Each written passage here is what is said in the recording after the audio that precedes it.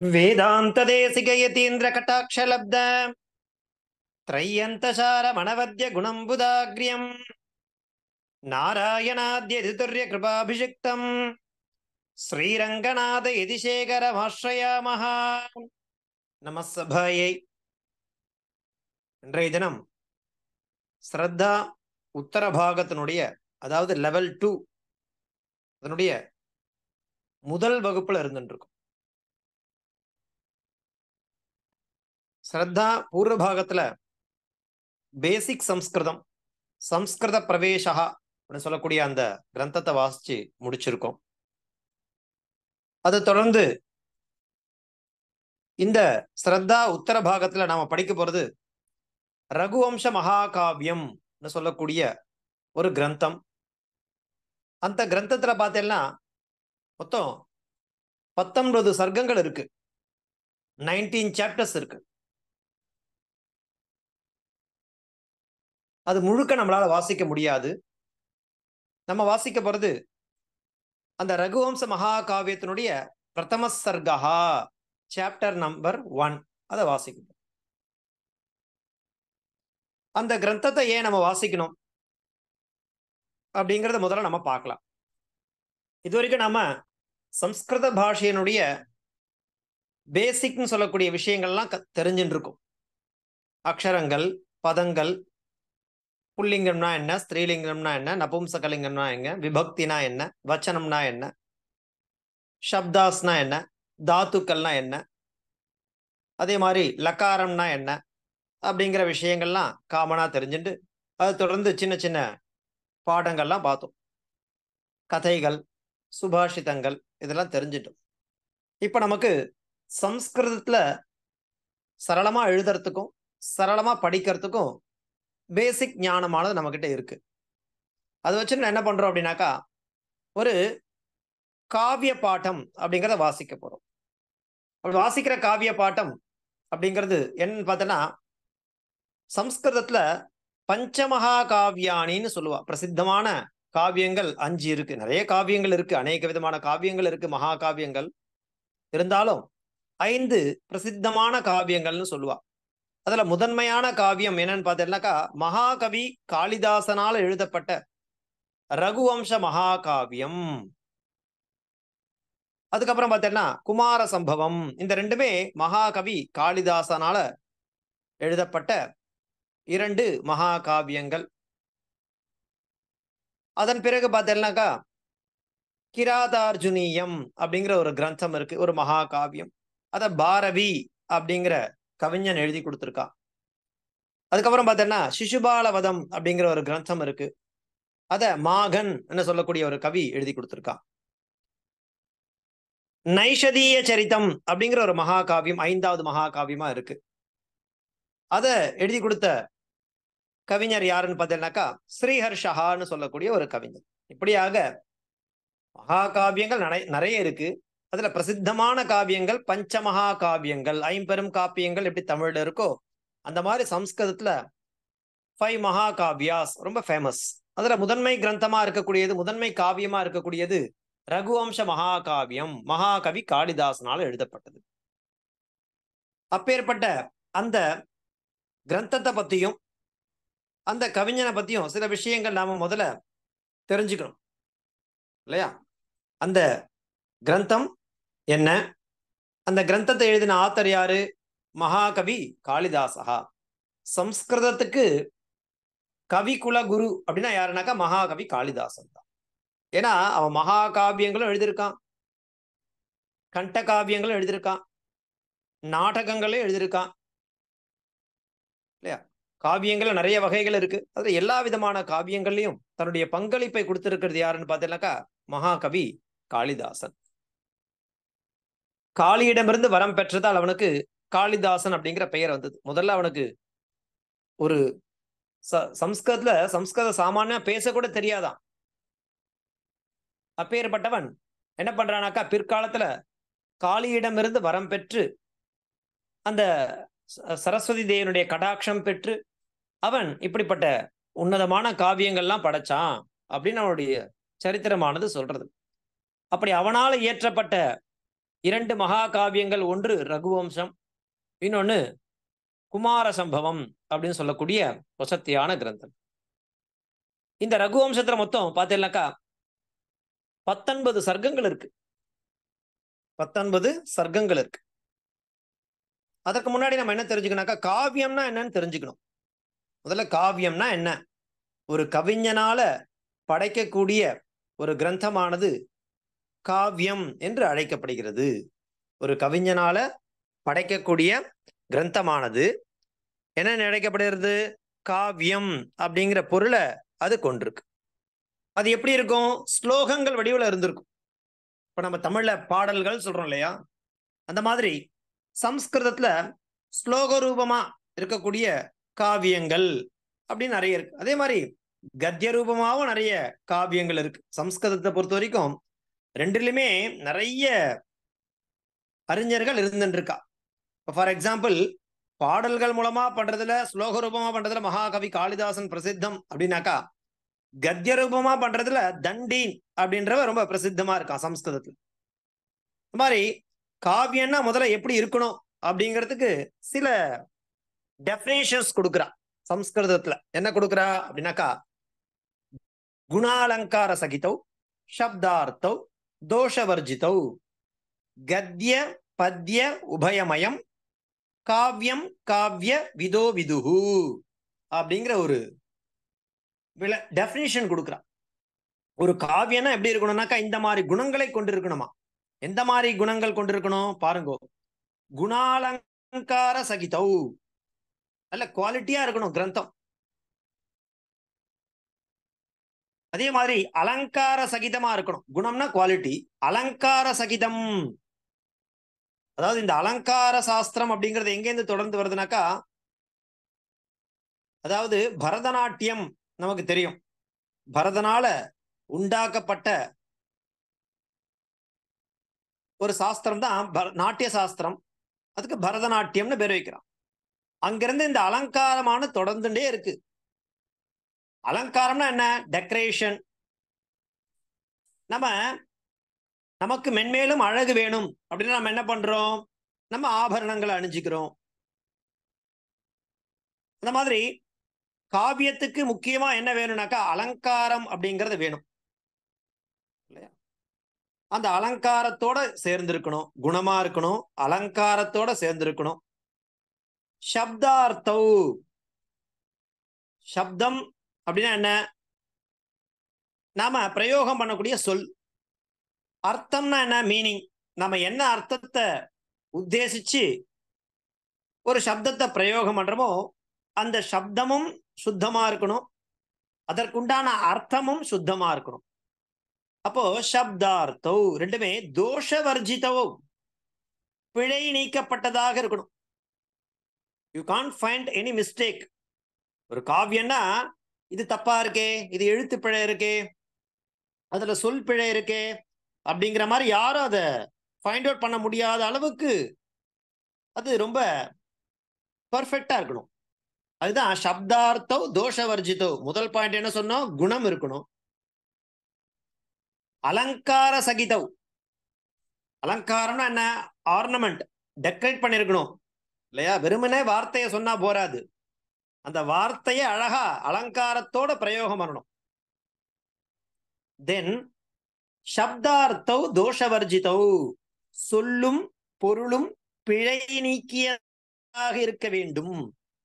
சரி, அடுத்தது கத்ய பத்ய உபயமயம்.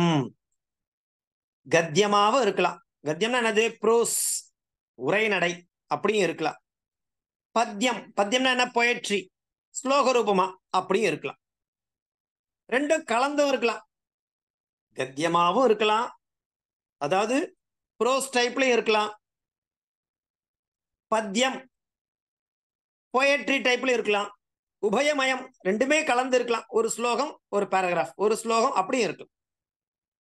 அடுத்தது கத்திய பத்ய உபயமயம் காவியம். இப்படி இருக்கிறது தான் சுவாமி நம்ம காவியம்னு சொல்ல போறோம்.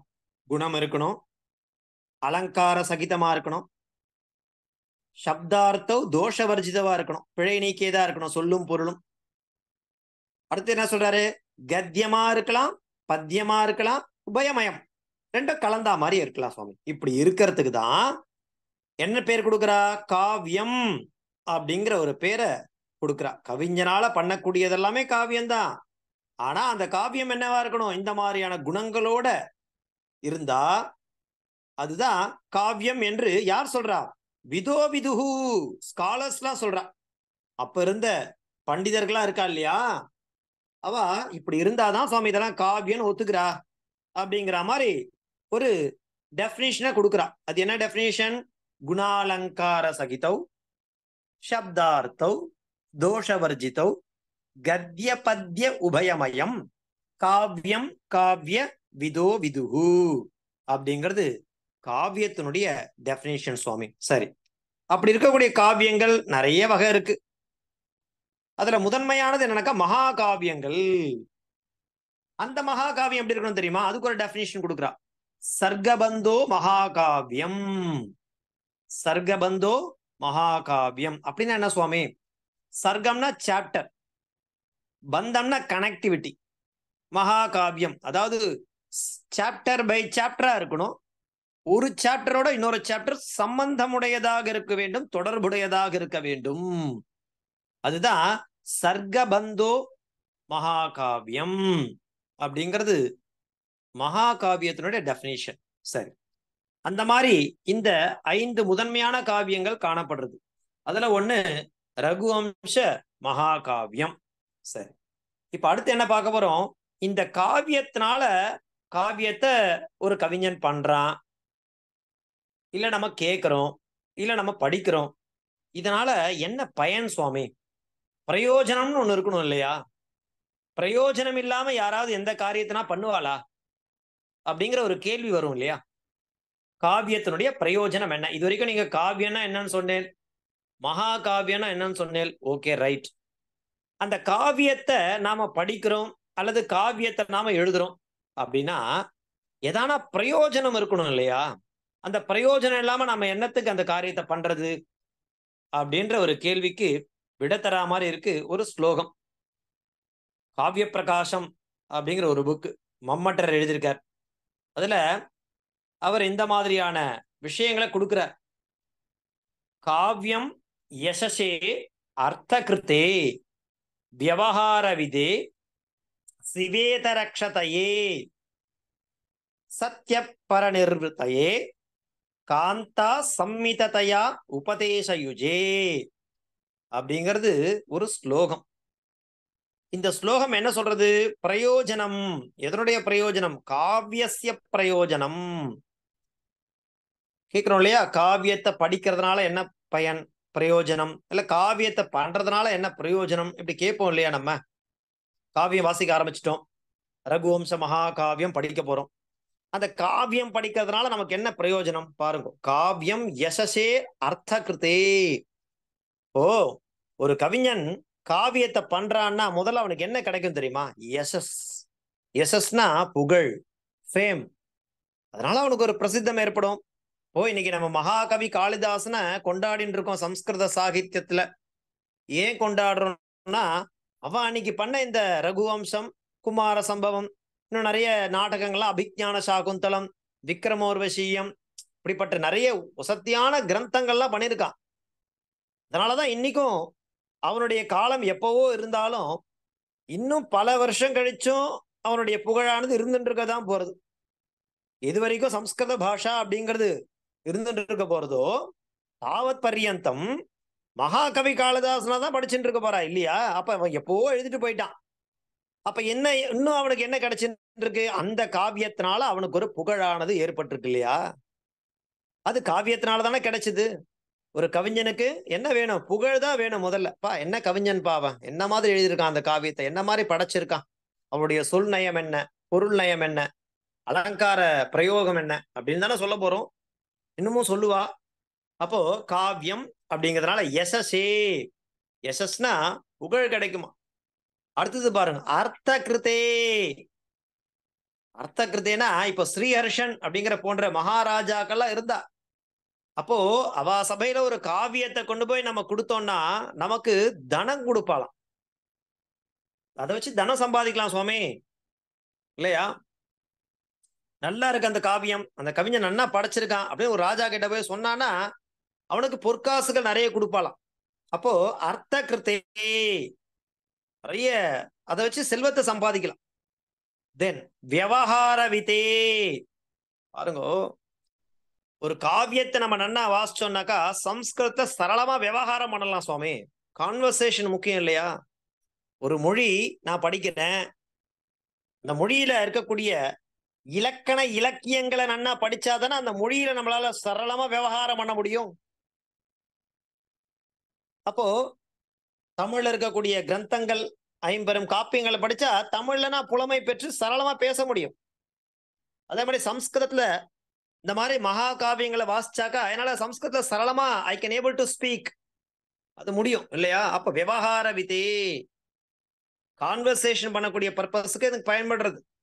சிவேத ரக்ஷதையே, ஒரு கிரந்தம் வாசிச்சா, இப்ப ராமாயணம் வாசிக்கிறோம், என்ன கிடைக்கிறது அப்படின்னாக்கா ஒரு மங்களமானது ஏற்படுறது, நன்மையானது ஏற்படுறது, சிவம் அமைதியானது ஏற்படுறது, மங்களமானது உண்டாகிறது. எவ்வளவு பெரிய விஷயம்! சத்திய பரநிவர்த்தையே, பாருங்க, அது மட்டுமானாக்கா இல்ல, சில கிரந்தங்களை வாசிச்சா நமக்கு பரிகாரமாவும் இருந்துருக்கு. இப்போ நாராயணியம் வாசிக்கிறா, பட்டாத்ரி பண்ணிருக்கார், நாராயணியம் அப்படின்ட்டு குருவாயூரப்பன் மேல பண்ணிருக்கார். அவருடைய வியாதியும் குணமாச்சு. அதை யாரெல்லாம் உச்சாரணம் பண்றாலோ அவளுடைய வியாதிகளும் குணமாகும் அப்படிங்கிற மாதிரி அந்த கிரந்தத்துல சொல்லியிருக்கு. இப்படியாக பல கிரந்தங்கள் நிறைய இருக்கு இல்லையா? விஷ்ணு சகஸ்ரநாமத்துக்கு ஈடான ஒரு மருந்தே இல்ல லோகத்துல. சாயங்காலம் கார்த்தால பார்த்தேன்னா சுப்பிரபாதம் கண்டிப்பா, அதாவது 2 வேளையும் பார்த்தோன்னா கார்த்தால எம்.எஸ். சுப்புலட்சுமி அம்மாவோட சுப்பிரபாதம் போட்டுருவா, சாயங்காலம் விஷ்ணு சகஸ்ரநாமம் போட்டுருவா. இதை கேட்டா தான் நமக்கு ஒரு சந்தோஷம், ஆனந்தம். அதுவும் இந்த சகஸ்ரநாமம் கேட்கும் பொழுது இந்த ஈஸ்வர உவாச்ச அப்படின்னு வரும்போது நன்னா தெம்பா எழுந்து உட்காருவா. அது வரைக்கும் சகஸ்ரநாமம் ஓடின்னு தான் இருக்கும், அது ஏனோ தானோ சொல்லிட்டு இருப்பா. ஆனா ஈஸ்வர உவாச்ச அப்படின்னு வரும்போது நன்னா நிமிந்து உட்காந்து ஸ்ரீராம ராம ராமேதின்ற மாதிரி கம்பீரமா சொல்லுவா. ஏன்னா அந்த நாமாவுக்கு அவ்வளவு மகிமை. 1000 நாமம் சகஸ்ரநாமம் தான் கேட்கிறோம், ஆனா ஸ்ரீராம ஸ்ரீராம ஸ்ரீராமன் 3 தடவை சொன்னாலே 1000 நாமாவுக்கு சொன்ன பலன் என்னவோ அது கிடைக்கணும்னு அந்த ஸ்லோகம் வரும்போது நிமிந்து உட்காந்து சொல்லுவோம் இல்லையா? அப்போ இப்படியாக ஒரு காவியம், ஒரு ஸ்லோகம்னா கூட அது காவியம் தான். பல ஸ்லோகங்களை சொல்றது மூலமா நமக்கு என்ன ஏற்படுறது அப்படின்னாக்கா பல வியாதிகள் போறது குணமாறுது. பெரிய விஷயம் இல்லையா? அப்போ அது மட்டுமா, அண்ணா பாருங்க, காந்தா சம்மிதத்தையா உபதேச யுஜே, வேதம் இருக்கு. வேதம் யார மாதிரினாக்கா ஒரு ராஜாவை போலவான். ஒரு நாட்டுல நாம இருந்துருக்கோம்னாக்கா ஒரு ராஜா என்ன பண்ணுவான், ரூல் போடுவான், இப்படிலாம் இருக்கணும், இப்படித்தான் இருக்கணும்னு போடுவான். அந்த மாதிரி வேதம் நமக்கு என்ன பண்றது, இப்படிதான் இருக்கணும்னு சொல்றது. சத்தியம் வத தர்மம் சர, பா உண்மையை பேசு, தர்மத்தின் வழி நட அப்படின்னு என்ன பண்ணுவோம், கட்டளை தான் இடும். அதுக்கு அடுத்தது பார்த்தீங்கன்னாக்கா வேதம், வேதத்துக்கு அப்புறம் என்ன இருக்கு அப்படின்னு பார்த்தீங்கன்னாக்கா இதிகாச புராணங்கள் இருக்கு. அது என்ன பண்ணும் அப்படின்னாக்கா அடுத்தது இதுல நிறைய சொல்லிண்டே வர மித்ரவத்து. முதல்ல வேதம்ன்றது பிரபுவத்து, பிரபுனா ஒரு ராஜா, அவன் என்ன பண்ணுவான், கட்டளை இடுவான், இப்படி பண்ணணும் அப்படி பண்ணணும். அடுத்து பாருங்க புராணங்கள் இருக்கு, இதிகாசங்கள் இருக்குனாக்கா அதெல்லாம் எப்படின்னாக்கா மித்ரவத்து, ஒரு நண்பனை போல உபதேசம் பண்ணுமா. இப்படிலாம் இருக்கலாம், இப்படி இருக்கக்கூடாது, ராமன் மாதிரி இருக்கணும், ராவண மாதிரி இருக்கக்கூடாது, தர்மர் மாதிரி இருக்கணும் இல்லையா, துரியோதன மாதிரி இருக்கக்கூடாது அப்படிங்கிற விஷயத்த ஒரு நண்பன் போல நமக்கு உபதேசம் பண்ணும். வேதமானது ராஜாவை போல உபதேசம் பண்ணுமா. அடுத்தது இதிகாச புராணங்கள் ஒரு நண்பனை போல உபதேசம் பண்ணுமா.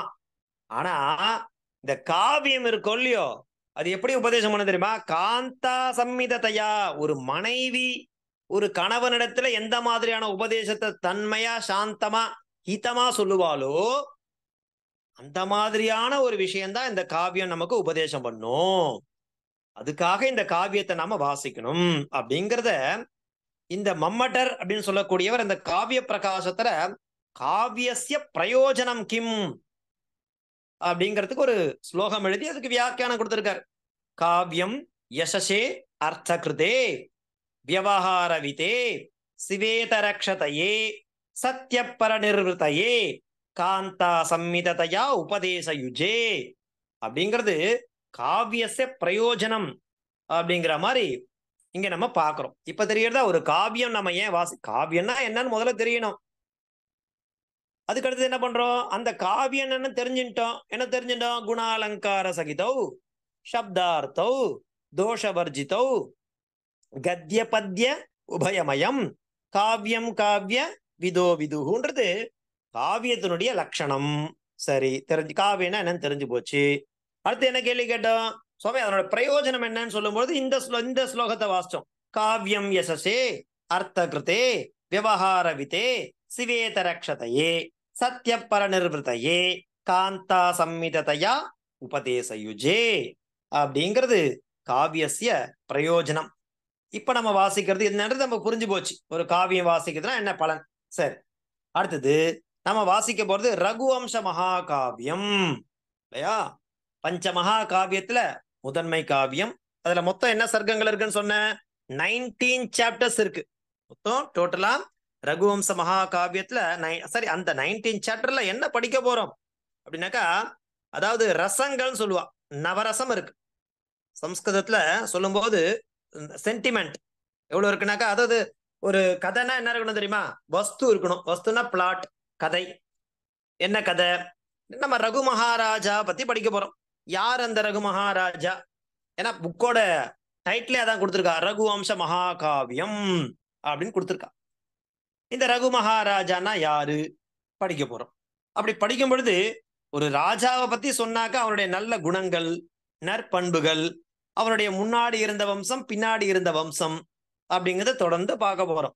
அதை மட்டும் பார்க்கமா அப்படின்னாக்கா, அந்த ராஜா அவனுடைய ஆட்சிக்கு உட்பட்ட இடம் எப்படி இருந்தது, அவனுடைய நகரம், அவன் ஆட்சி பண்ண இடத்துல இருந்த சமுத்திரம், மலை, அந்த பர்வதங்கள், சந்திர சூரியன், ஜலக்கிரீடை, அப்புறம் பூங்கா, அப்புறம் விளையாடுறது, இப்படி ஒரு ஒரு காவியம்னு எடுத்துட்டோம்னாக்கா இத்தனை விதமான அம்சங்களையும் உள்ளடக்கும். ஸோ ரசம் வேணும். ரசம் பாவம் சொல்லுவாள். ரசம் பார்த்து நவரசம் இருக்கு. சிருங்கார ஹாஸ்ய கருணா ரௌத்ரவீர பயானகா பீபத்ச அத்புத சாந்தின்னு சொல்லக்கூடிய 9 வகையான ரசங்கள் இருக்கு சம்ஸ்கிருதத்துல. சிருங்கார ஹாஸ்ய கருணா ரௌத்ரவீர பயானகா பீபத்ச அத்புத சாந்தின்னு சொல்லக்கூடிய 9 ரசங்களை, அதுல முக்கியமா என்ன ரசத்தை எடுத்துட்டு இந்த காவியத்தை பண்றா அப்படிங்கிறத நம்ம பார்க்கணும். இதெல்லாம் சொல்லுவான் அந்த கவிஞர்.